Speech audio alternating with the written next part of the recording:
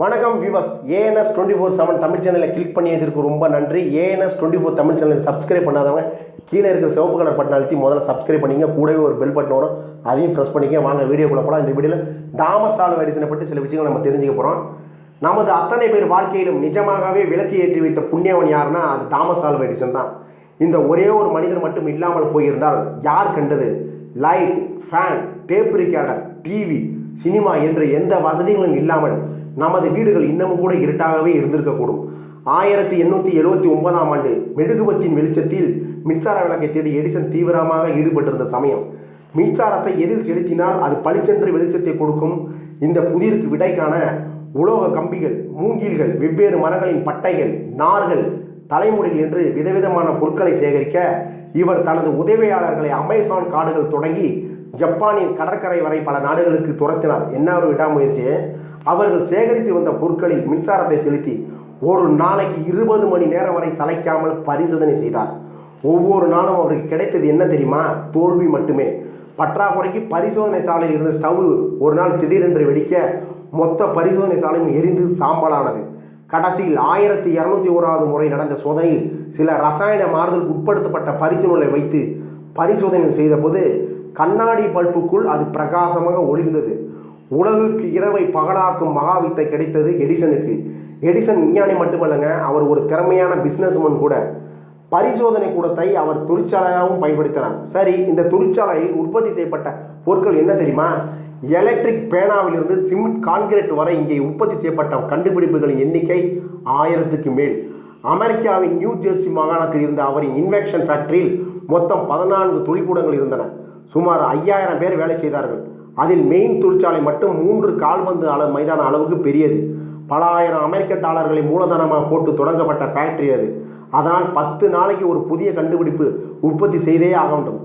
6 மாதத்துக்கு ஒரு முறை ஒரு பெரிய கண்டுபிடிப்பு உற்பத்தி செய்யப்பட வேண்டும் என்ற எடிசன் இலக்கு நிர்ணயித்து செயல்பட்டார். இவரின் கடந்த கால வாழ்க்கை ஒரு சோகமயமானது. இவரின் அம்மா ஒரு சாதாரண ஸ்கூல் டீச்சர், அப்பா ரியல் எஸ்டேட் புரோக்கர். இவர் குடும்பத்தில் 7வது குழந்தை.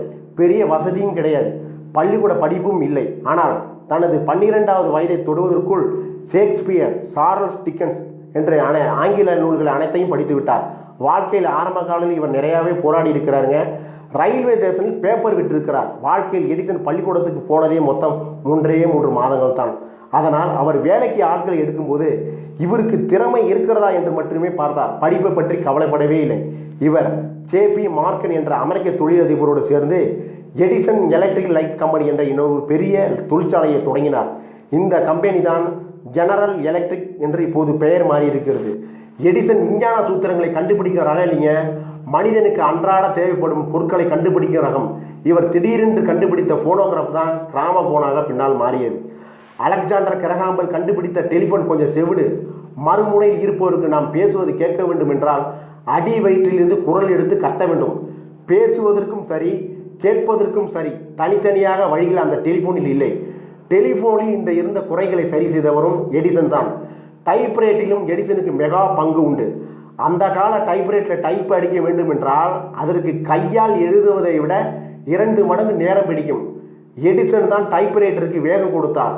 இன்று இருக்கும் சினிமா வசனகர்த்தார்கள், இயக்குநர்களாம் எடிசனுக்கு நன்றி சொல்ல வேண்டும். ஏன்னா பேசும் சினிமாவை கண்டுபிடித்தவரும் சினிமா இயந்திரத்தை கண்டுபிடித்தவரும் தாமஸ் ஆல்வா எடிசன் தான். இதில் விசித்திரம் என்னவென்றால் எடிசனுக்கு காது மந்தம். அறுவை சிகிச்சை செய்து இதை சரி செய்யலாம் என்று டாக்டர்கள் எவ்வளவோ சொன்னார்கள். செவிடாக இருப்பது எல்லாத்துக்கும் சௌகரியமாக இருக்குன்னு சொல்லி அதையும் மறுத்து விட்டார். 84 வயதில் தான் இறக்கும் வரை எடிசன் ஆராய்ச்சி கூடத்தில் தான் இருந்தார். அவர் இறந்தபோது மின்சார விளக்குகள் கண்டுபிடிக்கப்படாமல் இருந்தால் எப்படி இருக்கும் என்பதை சுட்டிக்காட்ட நாடு முழுவதும் மின்சார விளக்குகளை 1 நிமிடம் நிறுத்தி எடிசனுக்கு மரியாதை செலுத்தியது அமெரிக்கா. இந்த வீடியோ பற்றி உங்கள் சஜஷனை லைக் பண்ணுங்கள், ஷேர் பண்ணுங்கள், கமெண்ட் பண்ணுங்கள். மறந்துடாமல் ஏஎன்எஸ் 24/7 தமிழ் சேனலை சப்ஸ்கிரைப் பண்ண மறந்துடாதீங்க. வணக்கம்.